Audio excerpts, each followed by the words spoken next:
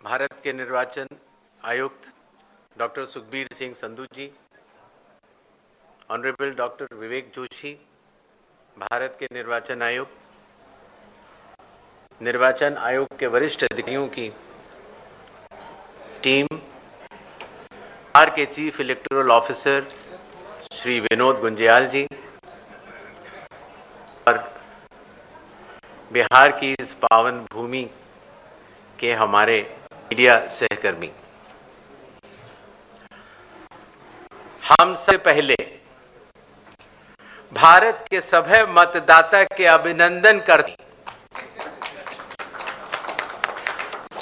विशेष गहन पुनरीक्षण अभियान SIR के सफलतापूर्वक संपन्न करने खातिर रउआ सभे के कोटि कोटि आभार आद्वाद जतावत बनी। भारत निर्वाचन आयोग की तरफ से बिहार के सब मतदाता सभक अभिवादन करे। आपके माध्यम से मैं बिहार के सभी मतदाताओं से यह आह्वान करता हूं कि आइए, जिस तरह से हम अपने त्योहारों को उल्लास और श्रद्धा से मनाते हैं और विशेष रूप से बिहार की छठ पूजा जैसे महान पर्व को पूरे उत्साह व आस्था से मनाते हैं, उसी तरह से लोकतंत्र के चुनाव के इस महापर्व को भी उत्सव की तरह मनाएं। अपनी भागीदारी निश्चित करें, जिम्मेदारी निभाएं, मतदान अवश्य करें। अपना भागीदारी पक्का करी, जिम्मेदारी निभाएं, आप वोट जरूर करें। धन्यवाद। अब हम आपके समक्ष एक छोटी सी प्रेजेंटेशन देंगे जिसमें कि बिहार के आने वाले इस चुनाव में जो चुनाव आयोग ने नई पहलें की हैं, जो कि अब देश भर में भी लागू होंगी, उनके बारे में हम आपको बतला सकें। नेक्स्ट। बिहार में 243 जनरल कॉन्स्टिट्यूएंसीज हैं, ST 2, ST 38। नेक्स्ट। बिहार के विधानसभा की कालावधि 22 नवंबर तक समाप्त हो रही है और उसके पहले ही चुनाव संपन्न होंगे। पूरी चुनाव आयोग की टीम पिछले 2 दिनों से बिहार में है। हालांकि इसके पहले भी हमारे वरिष्ठ अधिकारी पूरे बिहार का दौरा कर चुके हैं। आने के बाद सबसे पहले चुनाव आयोग ने बिहार की सभी मान्यता प्राप्त राजनीतिक दलों के साथ बैठक की। बिहार के सभी DM, SP, SSPs, IG, DIGs, commissioners के साथ साथ सभी एनफोर्समेंट एजेंसीज के हेड और नोडल ऑफिसर्स के साथ भी मुख्य निर्वाचन अधिकारी Bihar, state police nodal officer और CAPF के नोडल अधिकारियों के साथ बैठक की और उसके बाद बिहार के मुख्य सचिव, बाकी सचिव के साथ भी बैठक हुई, DGP से के साथ बैठक हुई और अब हम आखिरी चरण में हैं। जो सब कुछ हुआ उसका ब्यौरा आपको देकर फिर हम लोग वापस दिल्ली प्रस्थान करेंगे। नेक्स्ट।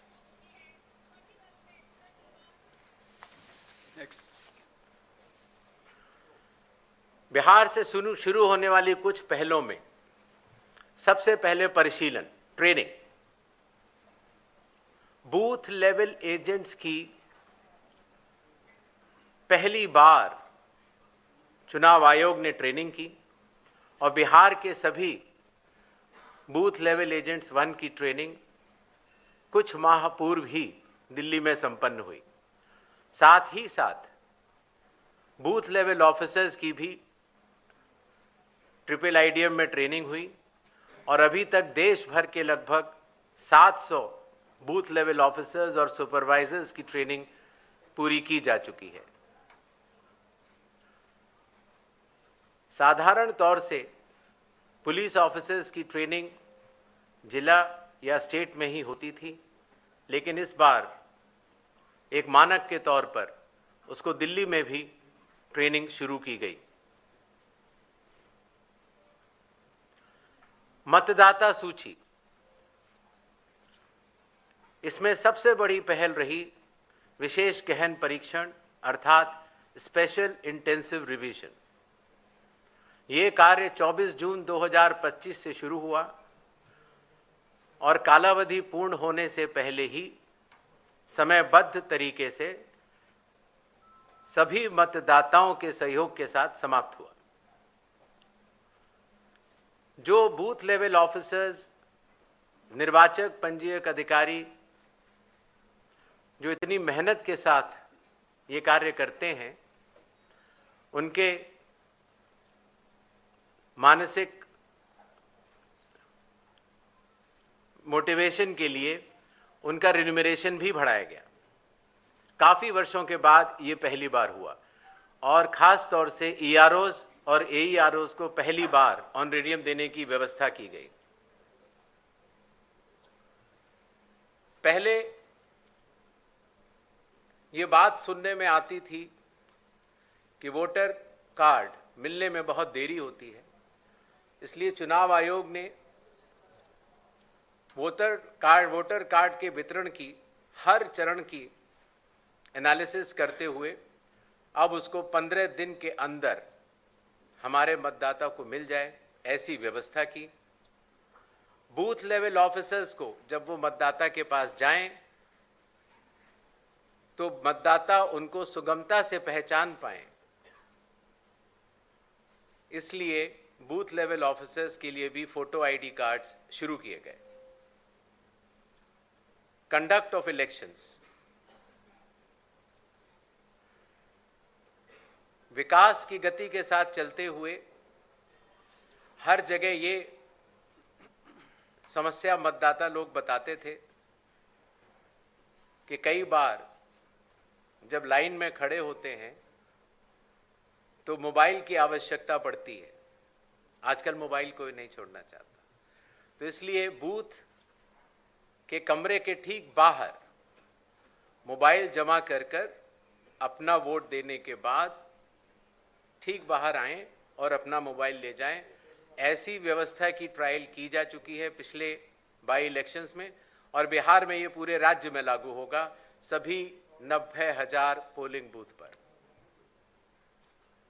फिर एक बात ये भी समझ में आई कि जो मतदाताओं को वोटर इंफॉर्मेशन स्लिप दी जाती है, जिससे कि उनको पता लग जाए कि ये बूथ कहाँ पर है और अगर चाहें तो पहले भी जाके देख सकते हैं, उसमें बूथ की संख्या और पता बड़े फॉन्ट में, अगर आप देखेंगे इसमें तो लाल रंग से उसमें चौकोर किया हुआ है, तो बड़े फॉन्ट पर आप दूर से ही देख सकते हैं, जिससे कि आप अपने मतदान केंद्र में बड़ी सुगमता के साथ जा सकते हैं।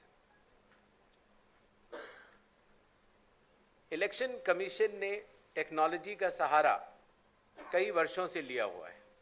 धीरे धीरे करते करते लगभग 40 एप्लीकेशंस बन चुकी थी, जिसको कि हर मतदाता को या स्टेक होल्डर को बार बार अलग अलग लोड करना पड़ता था। इसलिए सबको मिलाकर एक कंप्यूटर प्लेटफॉर्म तैयार किया गया, जिसका नाम है one stop digital platform ECI net. इसका प्रोग्रेसिव इम्प्लीमेंटेशन अभी जारी है और बिहार में इसको लागू भी किया जाएगा और इसके बाद भी अगर कोई काम बचेगा तो उसको पूर्ण करेंगे। कई बार ये बात भी आती थी कि चूंकि पोलिंग स्टेशंस पर मतदाताओं की संख्या 1500 या उससे अधिक हो जाती थी तो बहुत लंबी लंबी क्यूज लग जाती थी और खास तौर से आखिरी घंटों में क्यू को मैनेज करना मुश्किल भी हो जाता था।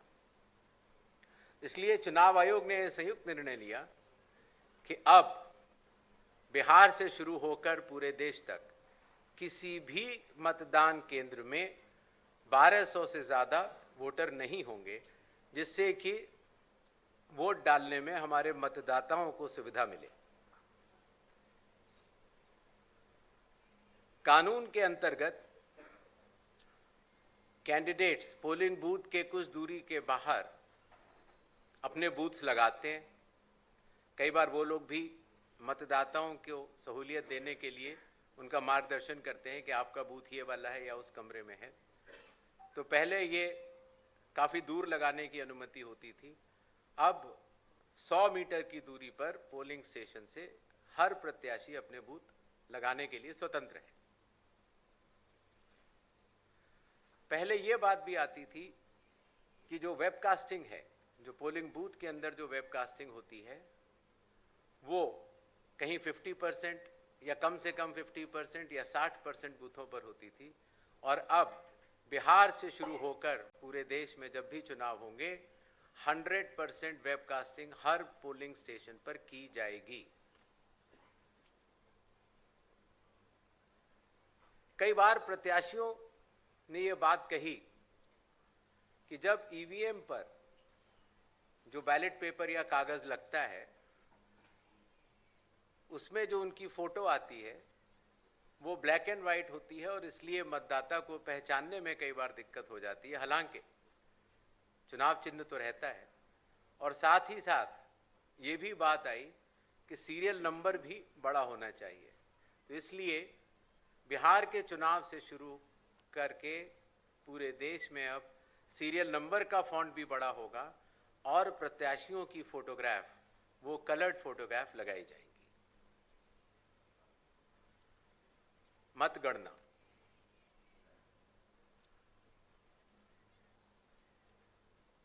पहले जब वोट्स की काउंटिंग होती थी तो अगर फॉर्म 17C, जिसके बारे में आपको बाद में आगे बताऊंगा, अगर उसमें जो प्रिसाइडिंग ऑफिसर पोलिंग एजेंट्स को देते हैं और ईवीएम की काउंटिंग यूनिट में अगर कोई भी मिसमैच होगा तो ऐसी सभी वीवीपैट की गिनती पूर्णतः की जाएगी। इसी तरीके से पोस्टल बैलेट्स की गिनती भी ईवीएम के आखिरी 2 राउंड से पहले पूर्ण करना अनिवार्य होगा और ईवीएम के आखिरी 2 राउंड उसके बाद ही शुरू होंगे। नेक्स्ट,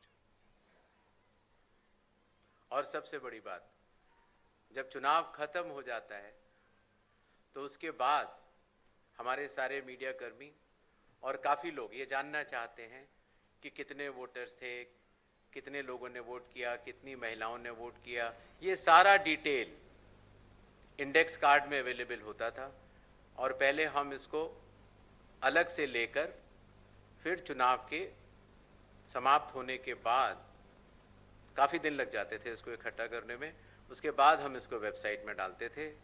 और अब चूँकि धीरे धीरे ECI नेट का प्रोग्रेसिव इम्प्लीमेंटेशन हो रहा है, इसलिए ये डिजिटल इंडेक्स कार्ड्स चुनाव खत्म होने के कुछ दिनों के भीतर ही आप सभी को देखने को मिलेंगे। ये था छोटा सा एक ब्यौरा जो बिहार अब पूरे देश को राह दिखाने जा रहा है।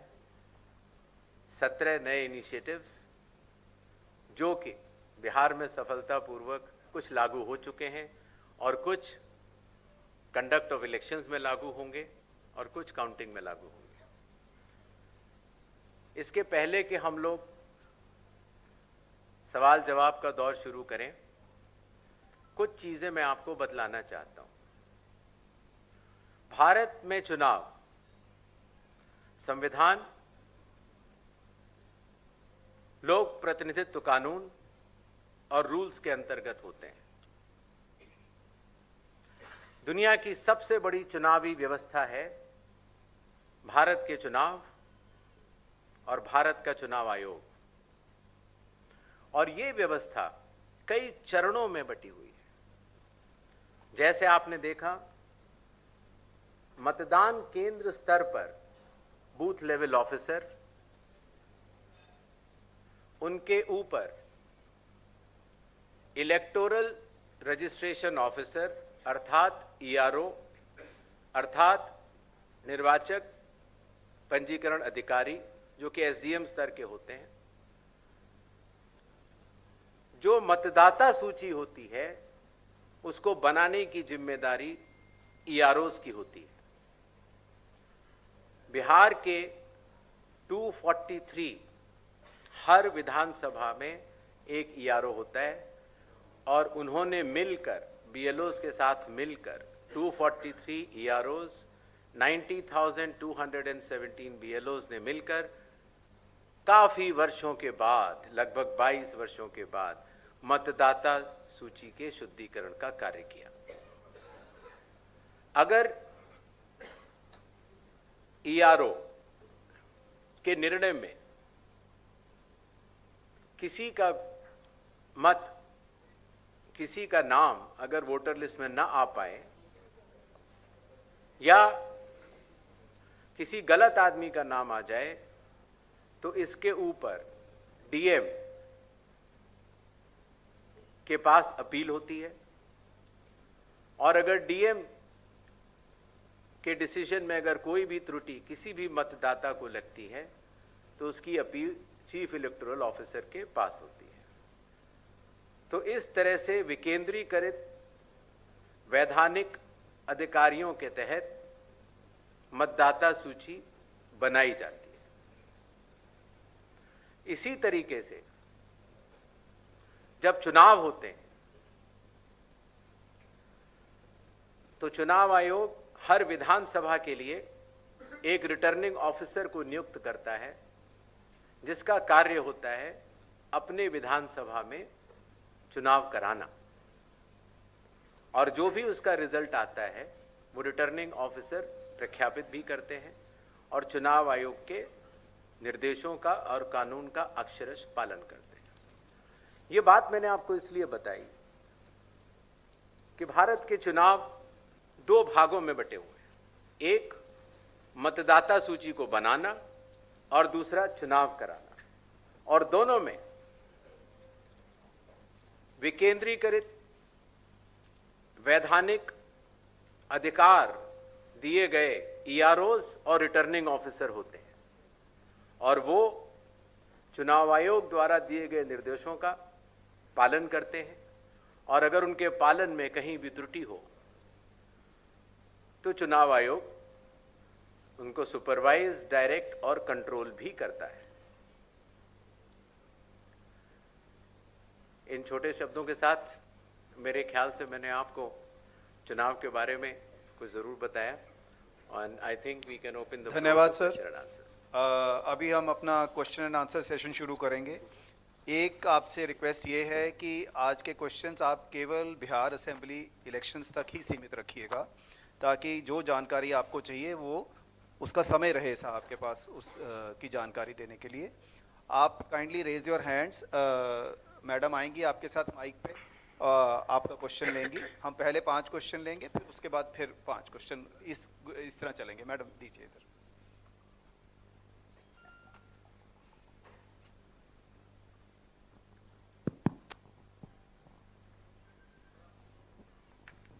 सर, मेरा नाम ब्रजेश मिश्रा है और मैं आईएनएस न्यूज़ एजेंसी से हूँ। सवाल ये है कि जिस तरीके से बिहार में शुद्धिकरण का काम किया गया और बहुत सारे आरोप लगे, तो और राहुल गांधी ने, नेता विपक्ष हैं, उन्होंने वोट चोरी तक का आरोप लगाया, और फिलहाल वो कोलंबिया घूम रहे हैं। ऐसे में आप कितना सीरियस उनके आरोपों को लेते हैं, और उनके एटम बम, नाइट्रोजन बम और हाइड्रोजन बम से आयोग कितना घायल महसूस कर रहा है? नेक्स्ट क्वेश्चन इधर दीजिए मैडम। सर, आपने एसआईआर कराया, लेकिन कई सारे मेरा नाम मनीष है, मैं डिकोडर से हूँ। आपने एसआईआर बिहार में कराया, इतना बड़ा जाइगेंटिक टास्क था। कई सारे इलेक्शन एक्सपर्ट्स एनालिस्ट जिसमें आपके फॉर्मर सीईसी हैं, उन्होंने कहा कि ये जो पूरा एक्सरसाइज है, इतने बड़ा एक्सरसाइज इलेक्शन बाउंड स्टेट में 4 महीने पहले कराना, ये इलेक्शन कमीशन का इनकम्पिटेंस है, उन्होंने ऑन रिकॉर्ड कहा। दूसरे कई लोगों ने कहा कि ये 50 सालों में चुनाव आयोग के द्वारा सबसे वर्स्ट डिसीजन था। कुछ लोगों ने ये भी कहा कि ये इनकम्पिटेंस प्लस मोटिवेटेड डिसीजन इसलिए रहा कि इसमें कुछ सेक्शंस ऑफ द सोसाइटी को जानबूझकर एक्सक्लूड करने की कोशिश की गई। So what is your response to, how do you respond to these charges of incompetence plus motivated decision? दूसरा मेरा एक ये है कि आपने please let's restrict to one question, will come back to you, no problem. इधर दीजिए, ये साहब बैठे। सर मेरा नाम शशि भूषण है, मैं प्रभात खबर अखबार से हूँ। सर मेरा सवाल है कि बिहार के जो प्रतिपक्ष के नेता हैं, उनका आरोप है कि एक ही घर में कई कई मतदाताओं के नाम शामिल किए गए हैं। तो ये जो हाउस लिस्टिंग का काम है, क्या इसमें सुधार होगा या वैसे ही रहेगा? दूसरा सर ये है कि फॉर्म 70C इसको लेकर क्या है कि क्या जो पहले वोटर एजेंट जो पॉलिटिकल पार्टी के चले जाते हैं, तो उनकी क्या बाध्यता रहेगी कि वो लेकर और हस्ताक्षर करके ही वहाँ से जाए? Next question. और इसी से एक जुड़ा हुआ है सर, एक और जुड़ा हुआ है जी, आप काइंडली ऐसे सर, मॉक पोल को लेके क्या जितने पॉलिटिकल पार्टी भाग लिए हैं और जो नहीं लिए हैं, क्या उनका ब्यौरा आप जारी करेंगे? Sir good morning, I Kaushalendra Mishra from Hindustan newspaper. Sir मेरा सवाल एक है कि बिहार चुनाव हो या देश के कहीं भी चुनाव होते हैं, एक पैरामीटर फिक्स है कि प्रत्येक उम्मीदवार सर्टेन अमाउंट ही खर्च कर पाएगा, लेकिन हकीकत में वैसा होता नहीं है। तो इसको मॉनिटर करने के लिए कोई सख्त कदम सीईसी उठाएंगे?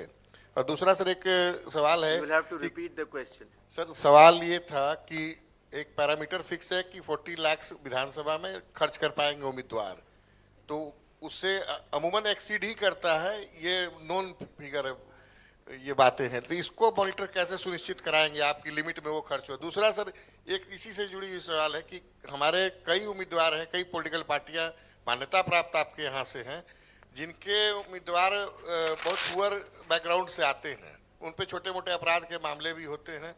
तो क्या वैसे उम्मीदवारों के लिए जो 3 अखबारों में या ये पब्लिश करने की बाध्यता है, उसमें भी कोई आप रिलैक्सेशन देने जा रहे हैं?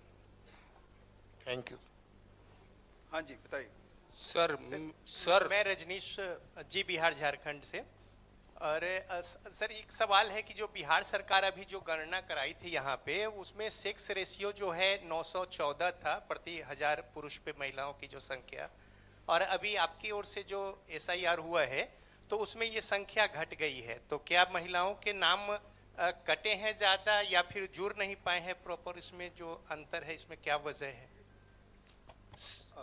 Sir Brajkishore Dubey, sir Brajkishore Dubey, please अभी आंसर लीजिए, फिर नेक्स्ट राउंड में। सर एक सवाल ले लिया जाए।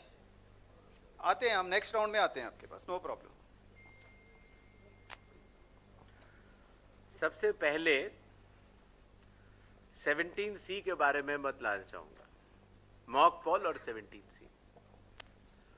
हर मतदान केंद्र पर मतदाताओं द्वारा मतदान होने से पहले एक मॉक पोल होता है, और मॉक पोल में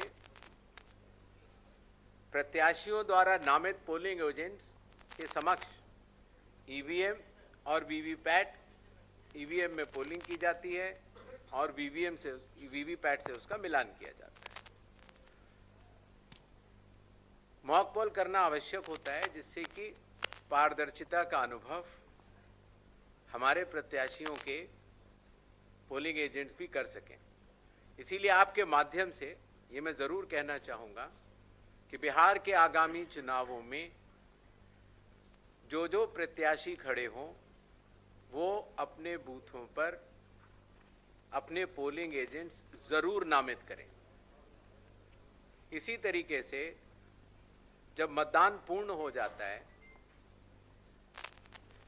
तो कानून के अंतर्गत उस समय जो पोलिंग एजेंट्स उपस्थित होते हैं, प्रिसाइडिंग ऑफिसर ईवीएम में देखते हैं कि टोटल कितने वोट पड़े और वो फॉर्म 17C में भरने के बाद उन पोलिंग एजेंट्स को देते हैं जो कि वहां उपस्थित होते हैं।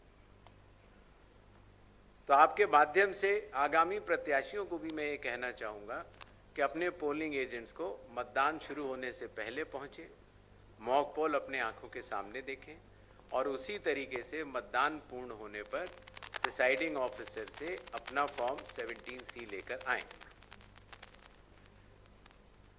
इस बात का जवाब मैं पहले दे चुका हूं कि जिन लोगों के पास अपने घर नहीं होते या जिन लोगों को पंचायत या म्यूनिसिपैलिटीज़ ने कोई घर का नंबर नहीं दिया होता है, तो या तो आसपास के घर का नंबर देते हैं और या कई बार शून्य लिख देते हैं।